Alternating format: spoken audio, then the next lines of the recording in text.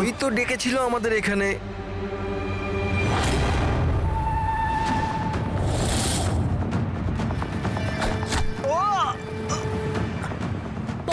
পঙ্কজ! পঙ্কজ! পঙ্কজ! কি হলো? আরে ওই তো, ধরো ওকে। চলো ছাড়বে না। পঙ্কজ!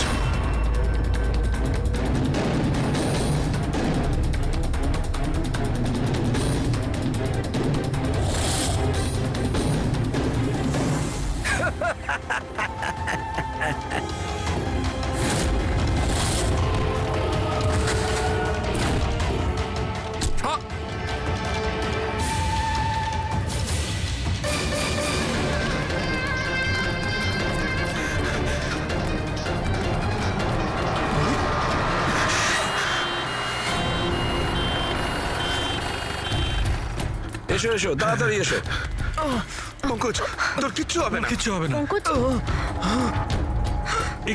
একে অ্যাম্বুলেন্সে নিয়ে যাও।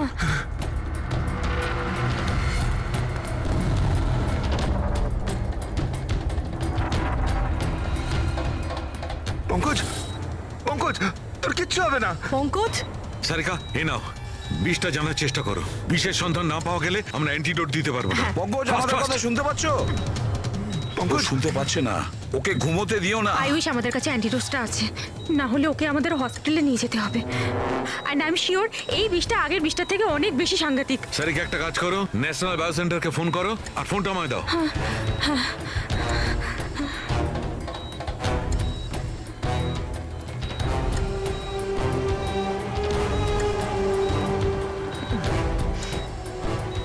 Pankaj, don't worry, Pankaj.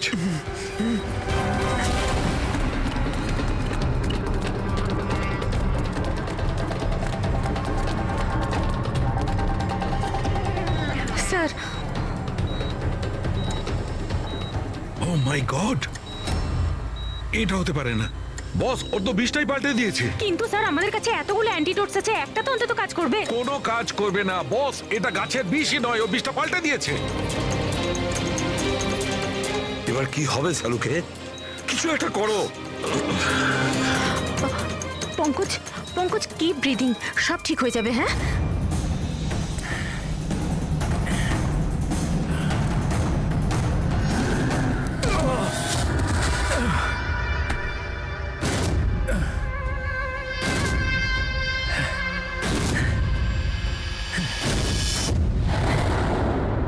Sir, আমার নাম মদন। এসব তুমি করেছো? কেন আমার পেছনে পড়ে আছো? আমি যেটা করেছি ঠিক করেছি। তুমি বলছো এগুলো করে ঠিক করেছো? আমি শুধু খারাপ লোকেদের শাস্তি দিয়েছি। যারা নিজেদের বাবা মায়ের খেয়াল রাখে না, তাদের বেঁচে থাকার কোনো অধিকার নেই। যখন আমার মায়ের মৃত্যু হয়েছিল, আমার দুনিয়া শেষ হয়ে গেছিল। ওই সময়, তখন থেকেই আমি এই সংহতি বৃদ্ধাশ্রমে শুরু করেছি।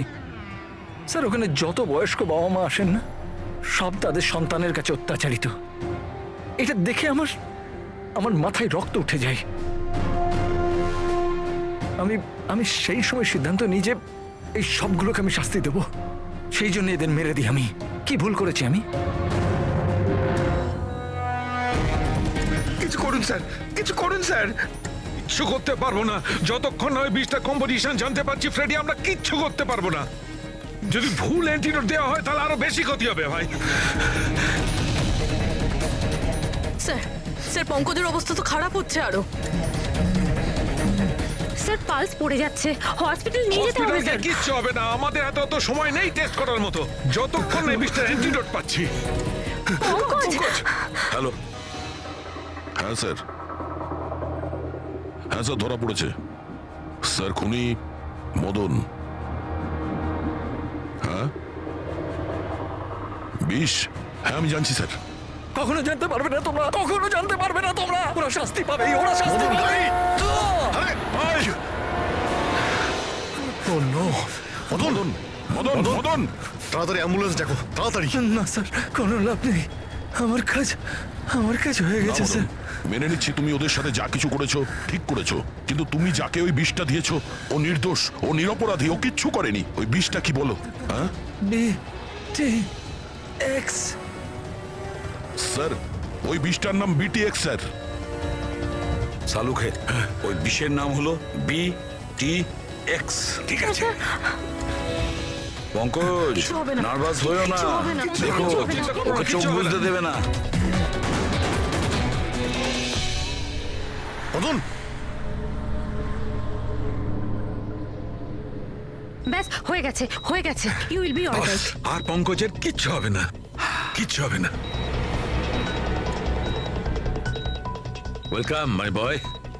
ভয় পেও না, কোনো ক্ষতি হবে না তোমার। তুমি মানুষ হিসেবে সত্যি ভালো ছিলে, কিন্তু যা করেছো তা খুবই খারাপ। এ তো চলে গেল অভিজিৎ, কিন্তু যাই হোক এর ওই বৃদ্ধাশ্রমটাকে বন্ধ হতে দেব না।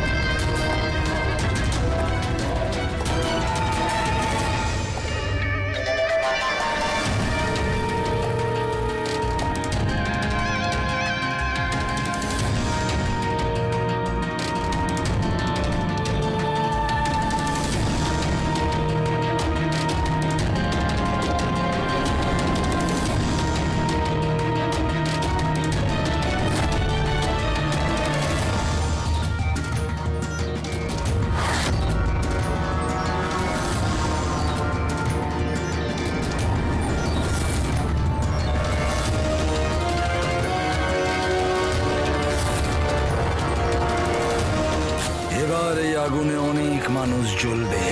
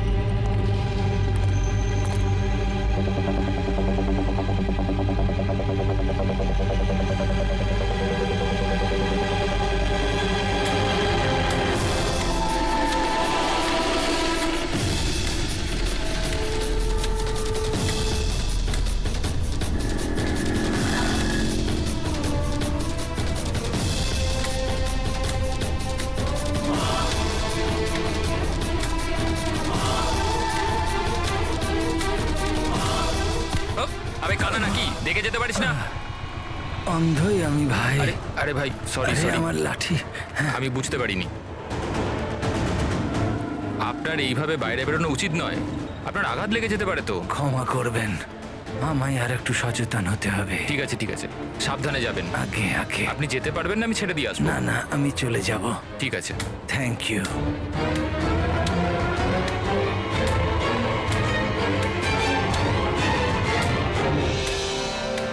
কি হলো রে বাবা, এ ব্যথা করছে কেন?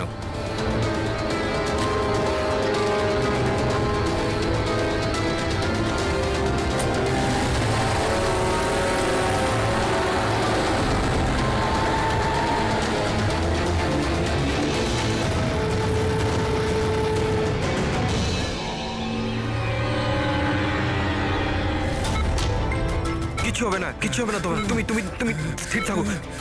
পা ধরো, পা ধরো। Doctor, injection fast, quick. Doctor injection দাও তাড়াতাড়ি।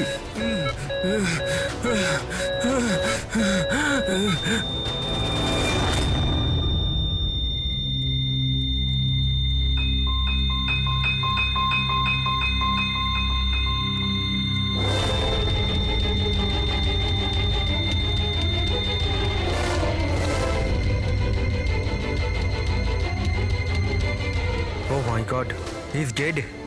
আর এনার মৃত্যু ন্যাচারালও নয়। এবার কি? আমি জানি প্রিয়া, ইটস এ মার্ডার।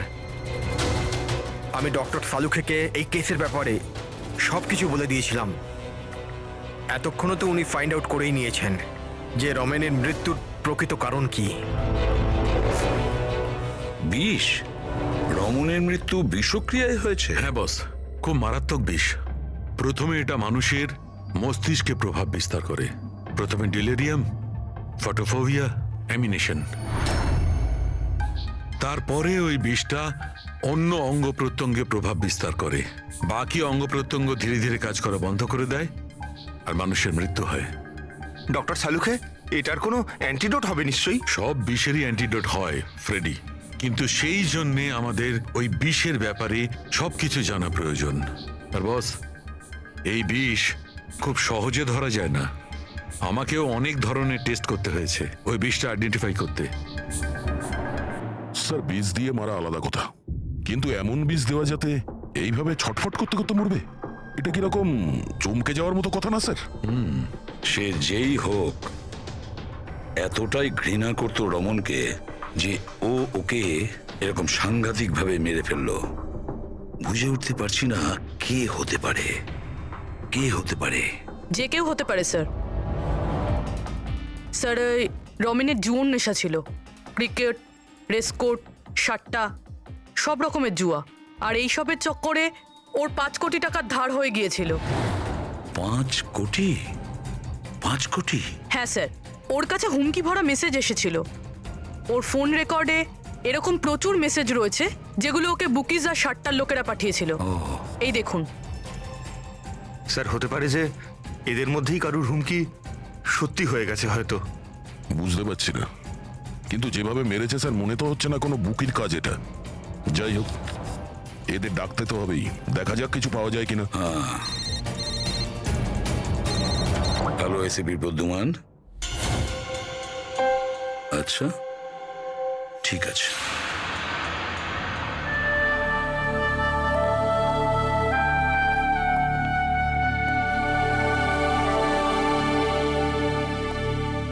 আপনি রমেনের খুড়তুতো ভাই হিতেন। হিতেন, কেউ রমনকে খুন করে দিয়েছে। কি মনে হচ্ছে আপনার, কে করেছে? আমি জানি না স্যার। স্যার, খারাপ কাজের খারাপ পরিণাম একদিন না একদিন তো এটা হতোই। এবার কে করলো, কিভাবে করলো সেটা তো জানি না স্যার, কিন্তু এতজনের সাথে শত্রুতা, এত টাকা ধার, ওদের মধ্যে কেউই হয়তো। স্যার, আচ্ছা, আপনি ছাড়া পরিবারে আর এর কে কে আছে? মা আছে ওর, কিন্তু এখন উনি কোথায় আছেন সেটা আমি জানি না। আচ্ছা ঠিক আছে, আমাদের ইনভেস্টিগেশন এখনো চলছে, তো বডিটা এখন আমাদের কাছেই থাকবে। আপনি আপনার নাম্বারটা ওখানে লিখিয়ে দিয়ে যান, প্রয়োজন পড়লে আপনাকে কল করে নেব। ঠিক আছে স্যার। Thank you.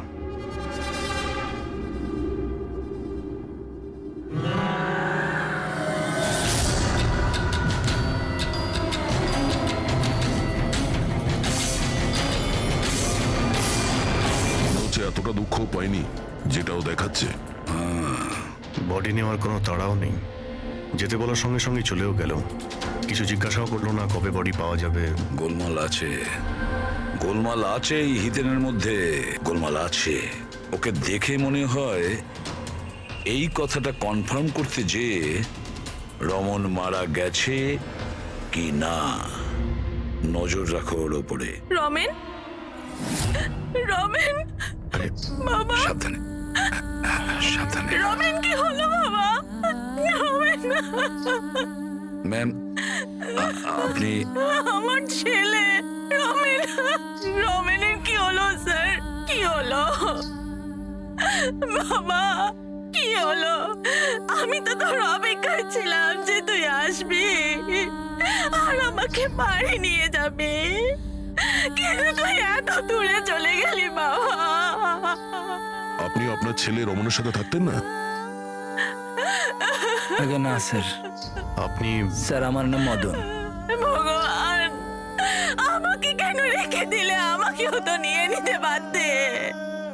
মা নিজেকে সামলাও, আর কত কাঁদবে ওই মূর্খটার জন্যে? ও নিজের কর্মের ফল পেয়েছে।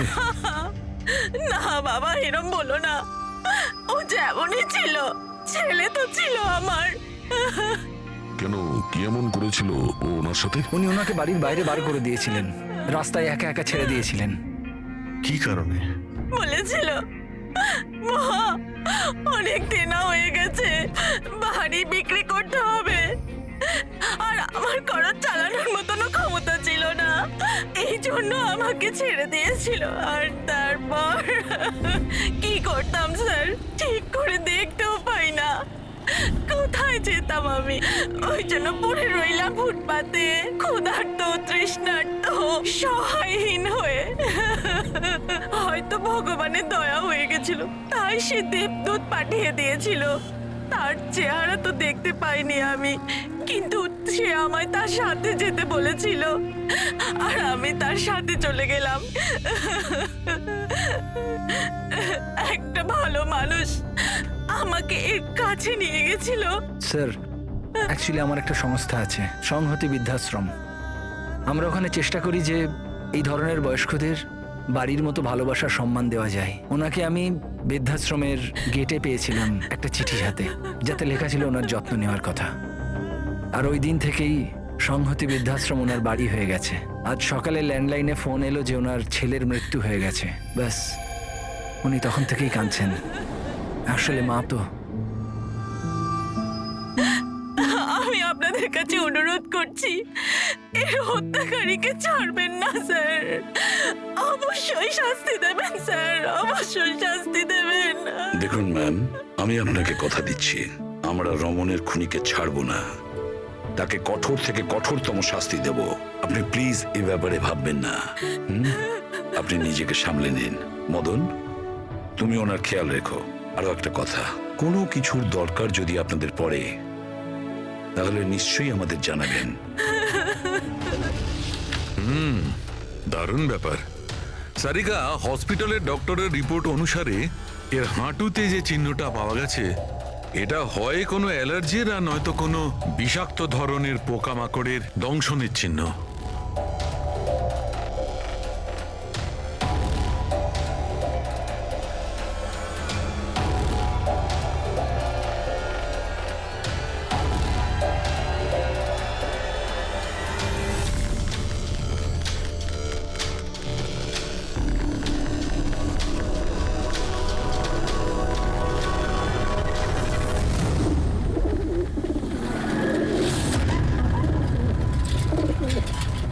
স্যার, এই হিতেনের হাবভাব কিন্তু ভালো ঠেকছে না। এমন এমন সব লোকজনের সঙ্গে ওর পরিচয় আছে যে ওকে সন্দেহ করাটা স্বাভাবিক। আরও একটা কথা স্যার, কয়েকদিন আগে এই রামানকে বাড়ি থেকে বের করে দিয়েছিল, আর এখন রামানের মৃত্যুর পর ও ওর প্রপার্টিতে কবজা করার চেষ্টা করছে স্যার। প্লিজ স্যার, আমি ওর স্কিনে না কিছু অদ্ভুত জিনিস দেখছি।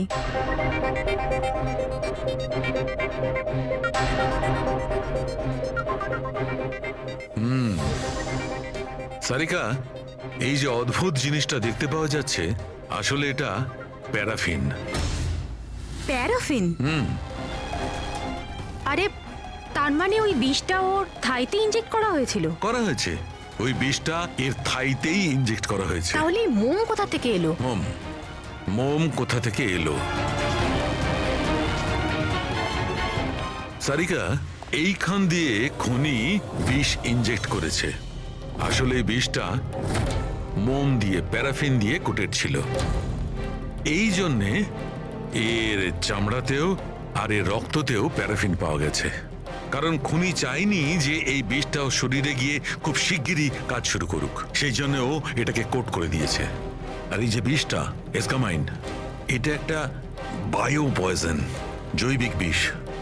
খুনি সেটা মোম দিয়ে কোট করেছে, এর শরীরে ইনজেক্ট করেছে, আর তারপর মোমটা এর শরীরের উত্তাপে গলতে শুরু করে দিয়েছে, আর বিষটা এর শরীরের মধ্যে গিয়ে নিজের কাজ শুরু করে দিয়েছে। তার মানে এই বিষটা কোনো লিকুইড ফর্মে নয়, বরং প্যালেট মানে ছোট গুলির আকারে এর শরীরে প্রবেশ করানো হয়েছিল। এক্স্যাক্টলি।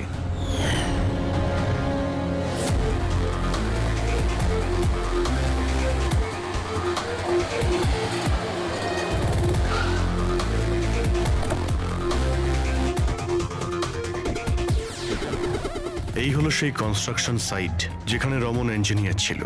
ওর কলিগেরা বলছিল যে এখান থেকে বেরোনোর পরে ওর পায়ে একটু সমস্যা হয়েছিল। কিন্তু এখানে যে সমস্ত ওয়ার্কার্সরা কাজ করে ওরা বলল যে যতক্ষণ কনস্ট্রাকশন সাইটে ছিল ততক্ষণও ঠিক ছিল। তার মানে যা কিছু ঘটেছে কনস্ট্রাকশন সাইট থেকে বেরিয়ে এসে ঘটেছে, তার মানে এখানেই হয়েছে। এখানে তো আশপাশটা খুঁজে দেখি যদি কেউ কিছু দেখে থাকে। স্যার আপনারা যান, আমি একটু চা খেয়ে আসছি। মানে ওই চাওয়ালাকে জিজ্ঞেস করে আসছি যে কিছু দেখেছে কিনা। অভিজিৎ, এই বাচ্চাটা কনস্ট্রাকশন সাইটের সামনে কাগজ বেচছে, ওকে কিছু জিজ্ঞাসা করি।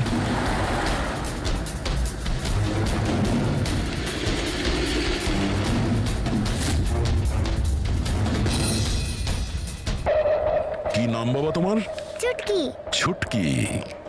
আচ্ছা তুমি এটা দেখো তো, এটা এই ছবিটা ভালো করে দেখো, দেখো তো তুমি একে চিনতে পারছো কিনা।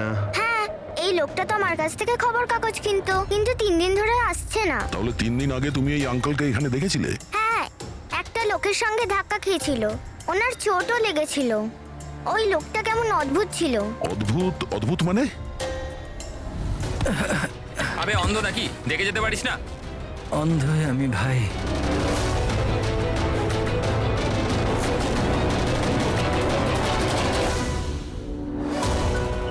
এ কি হলো ভাই, এত ব্যথা হচ্ছে কেন?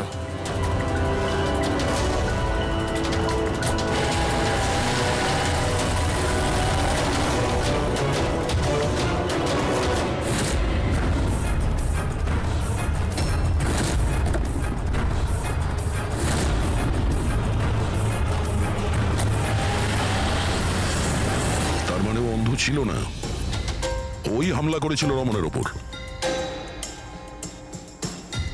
আচ্ছা এটা বলো তো যে ওই আঙ্কেলকে তুমি চিনতে পারবে? তুমি কি ওকে ঠিক করে দেখেছিলে? না। আচ্ছা ওই গাড়ির নাম্বারটা মনে আছে? না আঙ্কেল, ওই আঙ্কেলকে গাড়ি চালাতে দেখে আমি অবাক হয়ে গেছিলাম, এই জন্য গাড়ির নাম্বার মনে নেই। কিন্তু কি হয়েছে আঙ্কেল? ইঞ্জিনিয়ার আঙ্কেল ঠিক আছে তো? না বাবু, ওর কিছু হয়নি, ও অন্য কোনো কনস্ট্রাকশন সাইটে চলে গেছে, এখনো এখানে আসবে না। Thank you. হ্যাঁ, তুমি এখন নিউজ পেপার বিক্রি করছো, তুমি স্কুলে যাবে না?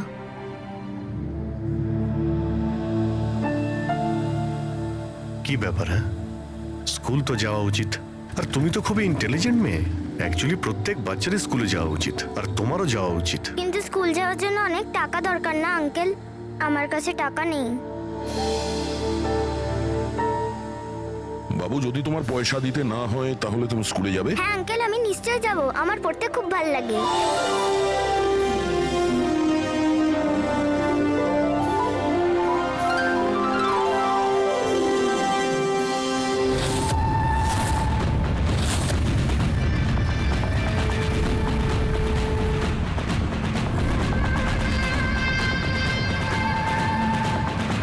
সমীর, এবার তোমার পালা। হ্যাঁ বলো। ভাই তুমি একবারে বুঝতে পারো না নাকি? দেখো আমি তোমায় আগেই বলেছি, তুমি যা খুশি করো, আমি ওই ফালতু জায়গার জন্য একটা টাকাও খরচ করব না।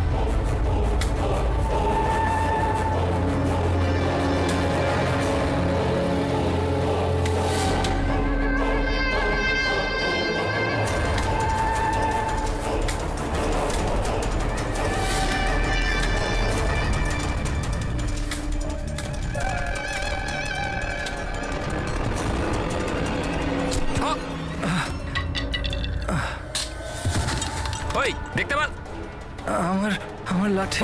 Sorry sorry sorry sorry sorry I am sorry এই তো লাঠি। I am sorry, extremely sorry. আপনার কোথাও লাগেনি তো? আপনি ঠিক আছেন তো? আমি আপনাকে কোথাও ছেড়ে দিই? না না, আমি ঠিক আছি, আমি চলে যাব। আপনি আপনি ঠিক আছেন তো? হ্যাঁ আমি আমি আমি আমি ঠিক আছি, আপনি সাবধানে যাবেন। হ্যাঁ, ঠিক আছে, আপনি সাবধানে যাবেন। ওকে, থ্যাংক ইউ।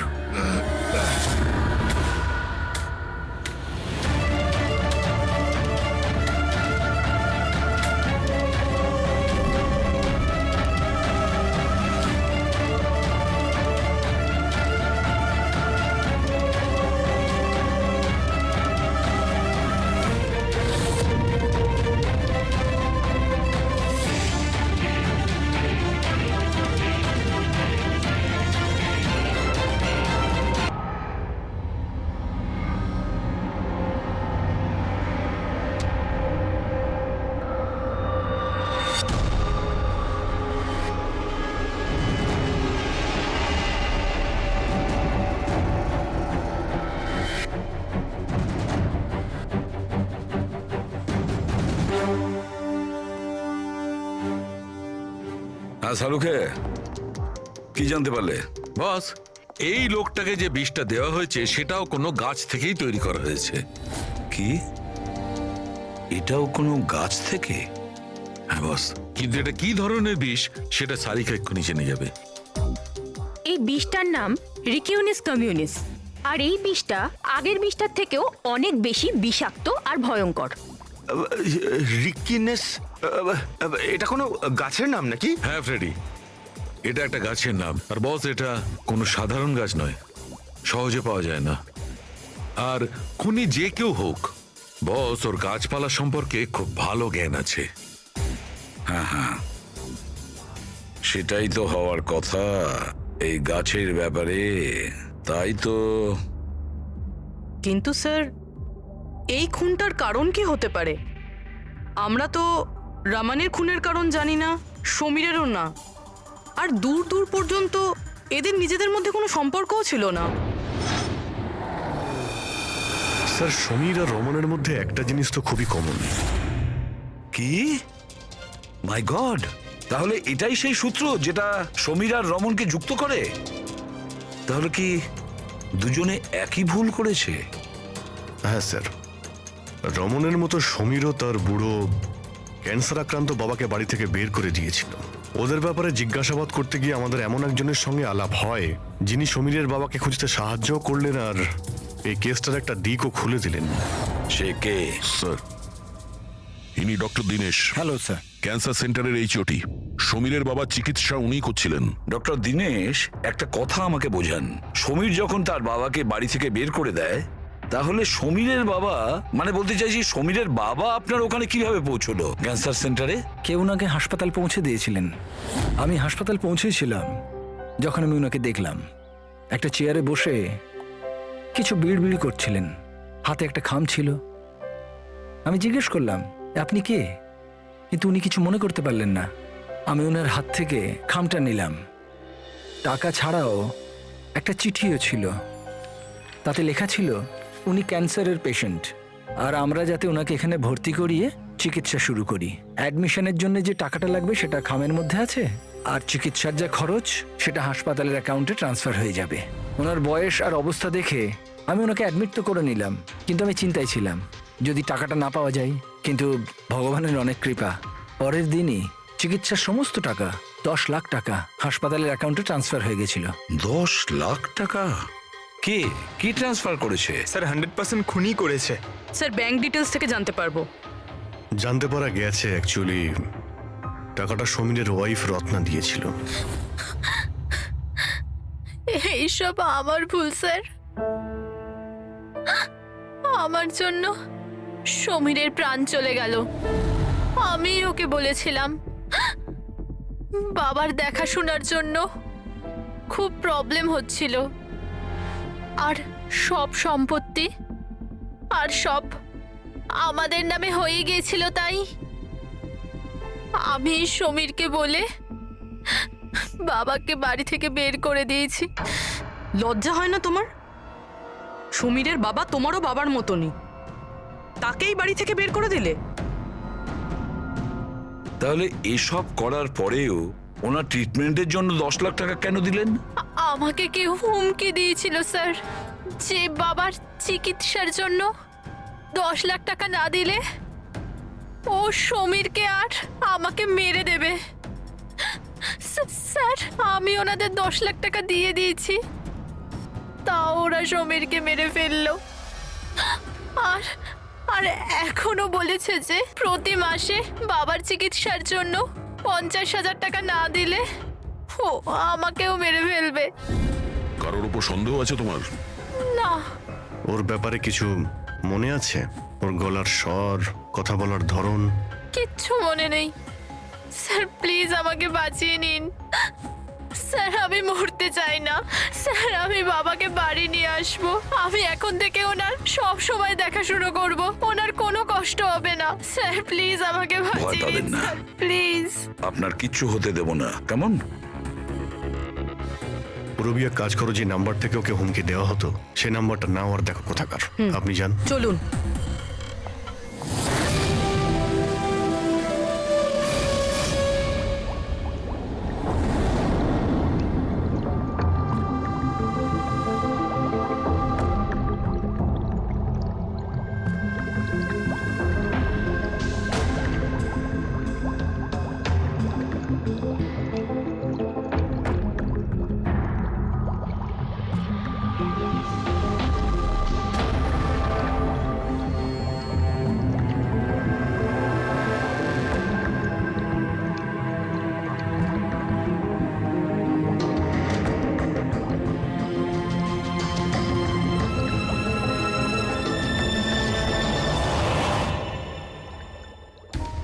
স্যার আমরা এতগুলো অ্যান্টিডোটস বানিয়েছি, কিন্তু এটার কি নিশ্চয়তা আছে যে খুনি এর মধ্যেই কোনো একটা বিষ ব্যবহার করবে?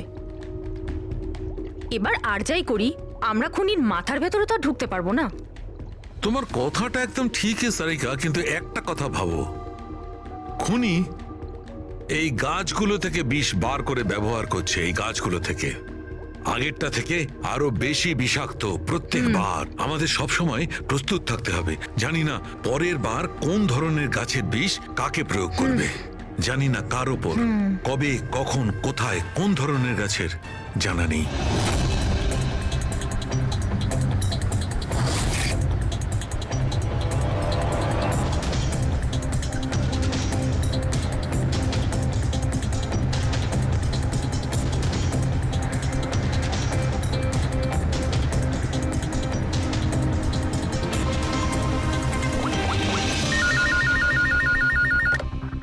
হ্যালো। হ্যাঁ হ্যাঁ পুরবি বলো। স্যার সেই ফোন বুথটা যেখান থেকে খুনি রত্নাকে খুনের হুমকি দিয়েছিল সেটা ওই বান্দ্রা রেল স্টেশনের কাছেই। Bandra railway station? কিন্তু ওখানে তো খুব ভিড় থাকে।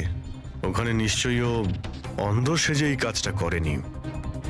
খুবই কঠিন এটা জানতে পারা। স্যার কেউ কিছু জানে না সেটা ঠিক, কিন্তু একটা বিশেষ ব্যাপার হলো সেটা এই ফোনগুলো সকাল 11টা থেকে 12টার মধ্যে করা হয়েছে। আর রেলওয়ে স্টেশনের কাছে একটা বাস স্ট্যান্ডও আছে যেখান থেকে পুনেতে বাস যায়। পাশেই বাস স্ট্যান্ড আছে, মানে ও ট্রেনে করে যেতে পারে আর বাসে করেও। ঠিক আছে, কোনো ব্যাপার না, দেখছি। ভাইন্দার, তার মানে খুনি মুম্বাইতেই থাকে আর শুধুমাত্র সমীরকে খুন করার জন্যই পুনা গেছিল? তাহলে পুনাও ট্রেনে করে গেছিল, কিংবা বাসে, কিংবা কোনো প্রাইভেট গাড়ি, কিংবা তার নিজের গাড়িতে। সেটাই তো স্যার, খুনি এটা জানতো যে আমরা রত্নার কাছে পৌঁছবই, আর এই কলের ব্যাপারটাও আমরা জেনে যাব। সেই জন্যই ও আমাদের বিভ্রান্ত করছে, আমাদের সঙ্গে খেলতে চাইছে। হ্যাঁ, খেলাই খেলছে।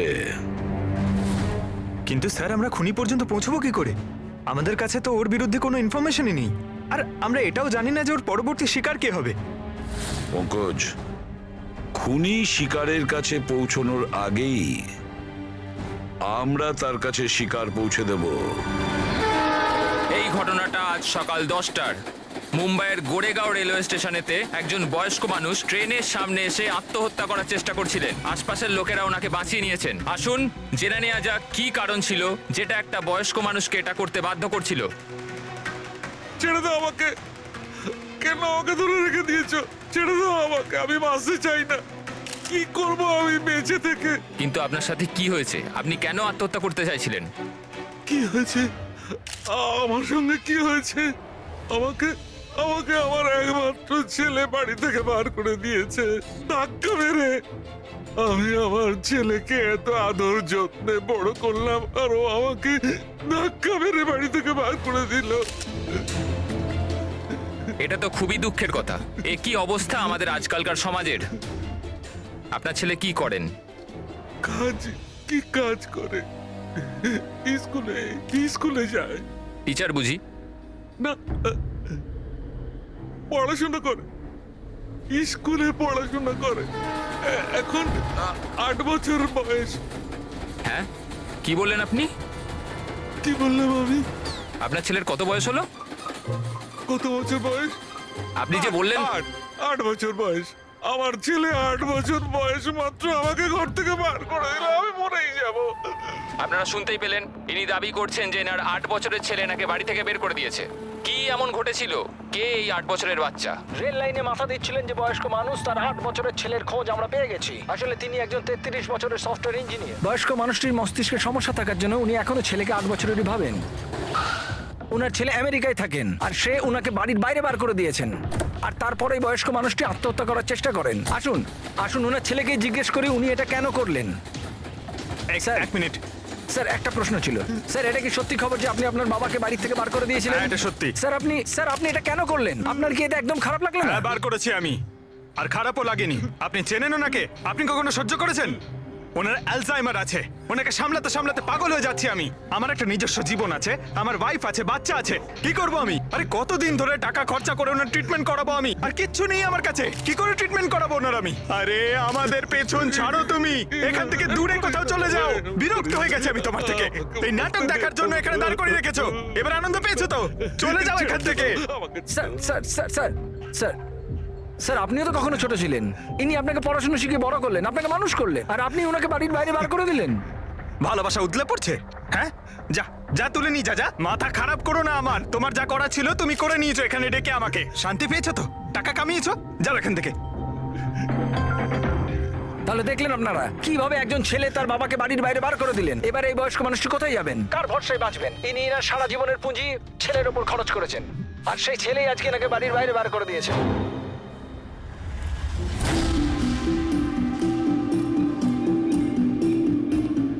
সুন্দর সুন্দর বেলুন আছে, বাড়ির বাচ্চাদের জন্য নিয়ে যান। বেলুনওয়ালা এসে গেছে, বেলুনওয়ালা। এই যে ম্যাডাম, বেলুন নিয়ে নিন, নিয়ে যান। হ্যালো, বেলুন বলবেন, বেলুনওয়ালা। বেলুন নিয়ে যান, বেলুন নেবে নাকি বাবা? বেলুন নিয়ে যাও। নেবে বেলুন? বেলুনওয়ালা, বেলুন নিয়ে যান।